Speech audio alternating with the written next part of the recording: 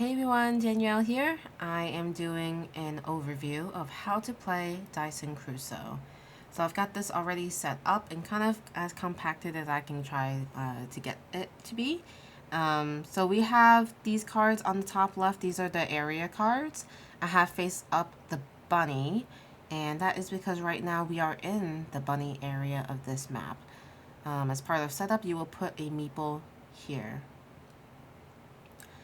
And then on this cloth, you'll also see a disc on day 1. This will be your day tracker. Specifically for this overview, we will have Quest 1, Survive, which will have 2 objectives, hunt a deer and make a rope. But we have to finish this in 6 days. So that's how we'll win this quest. Put the quest right there for now, just so we can see what we need to do. Well, actually, I'll just put it down here. That should be perfectly fine there. And then we have this middle cloth. We have the morning section, which I'll explain in the playthrough. We have this disc on this first circle. We have this meeple on this first box in the afternoon section, and then we have all these 3 dice here set to the value 1, placed on each of these lighter purple squares. So we'll go ahead and just leave those there. Again, they have to be on the number 1. Then we also start the game with 2 bananas and 1 power.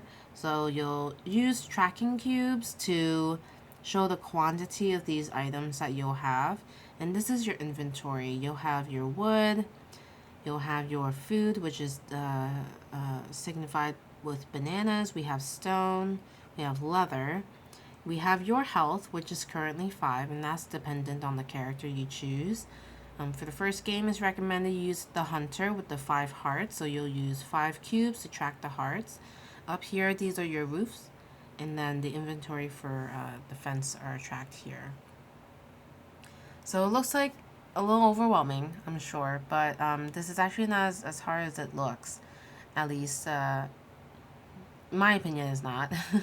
So going over the cards here, we have 4 tool cards that we're going to be using for this quest. So we have the rope, the stone knife, and the bed and basket.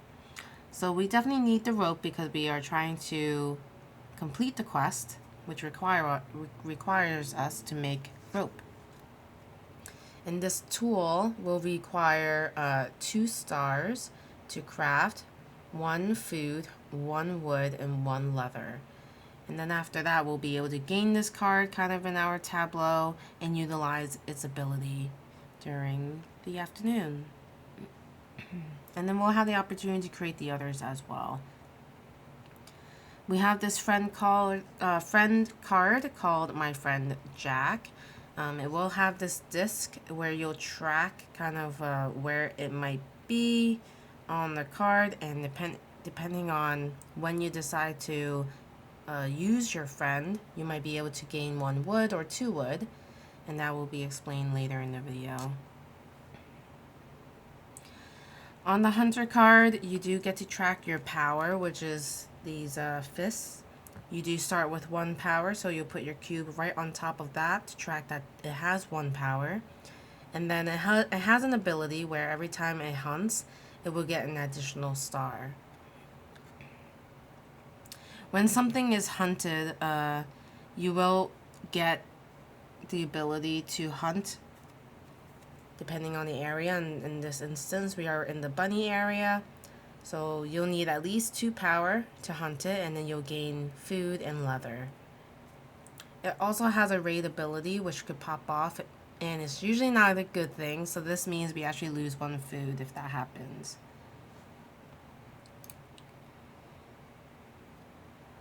And then we have our reference card here, which goes over the 3 different phases. It's the morning, the afternoon, and evening. And then on the other side, we have some resource actions. So you can use some of these resources to do different things. But it's important to really manage your resources in this game, or you might die. And basically, once you lose all your life, you basically just lose the game. All right. So I think we'll get started here. So first thing you do is the morning phase. You'll roll the dice and move the event disc. You're going to grab 2 yellow dice and 1 of the gray ones and roll them. So it's a 3, 3, and 4.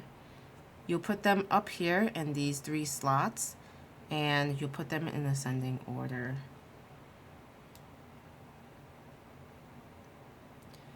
Now, based off of the lowest value die, which is the 3, you see this disc icon. That's just a reminder that you use the lowest value die to move this to the right, and it might loop around if you reach the end, but moves that many spots, and then you'll follow the event. So 1, 2, 3, and unfortunately, this means that the die in this section, which is related to the raid, is increased by 2. So now that 1 is now a 3. So that's where that disc goes. And that's it for the morning. Now it's the afternoon. This is really where the fun part is, in my opinion. You're going to take 3 actions, and it's going to be 1 action per the 3 dice you have. And then you're basically focusing in on this section of your cloth. And for instance, if I chose to use this 3 yellow die, I'll be able to gain 1 star from that and utilize it to move my meeple 3 spaces. It has to be clockwise unless the value is a 1, which this is not, it's a 3, or the die is silver. So if it's silver like this, I can move in any direction. Otherwise, I will have to move in clockwise direction. So moving 3, I'll move 1, 2, 3, and you have to move. So something to note is you could manipulate the spaces you move if you wanted to spend resources to do so.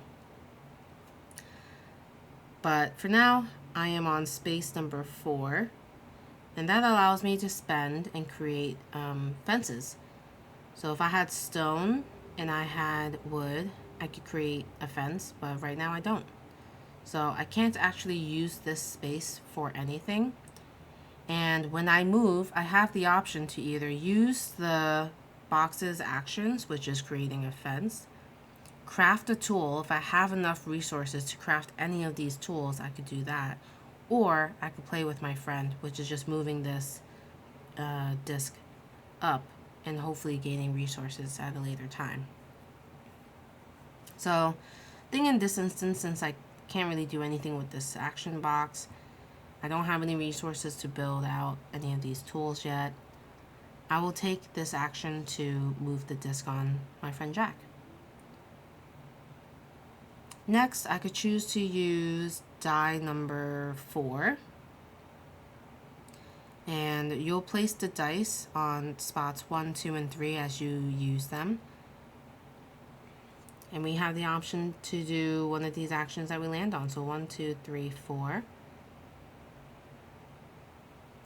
So that gives us health. And we could gain health depending on how many stars we have. Because the value of the die is a 4, we have 2 stars right now. So since we are at 5 health, we can't actually gain any more health than that. So I won't bother with using that blue box action. I'll just use my friend Jack again and go up that track. So now that I'm at this space, what I could do is reset it at any time and gain a wood. Or I could wait and play with my friend again and increase it to gaining possibly 2 in the future. Alright, and then the last die is a 3.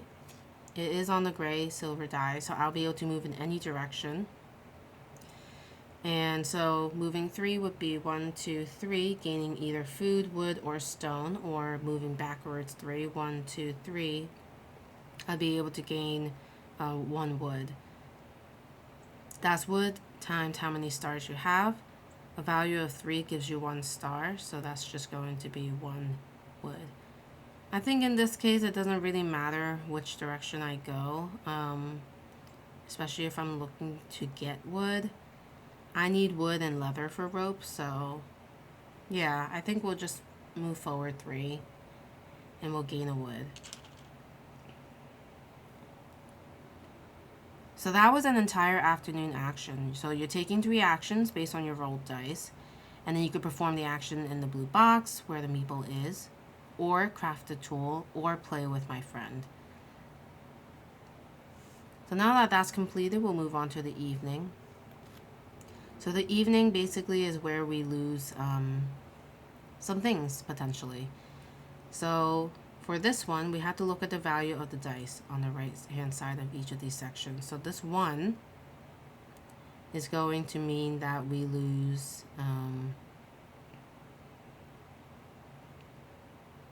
a resource, but that's only if we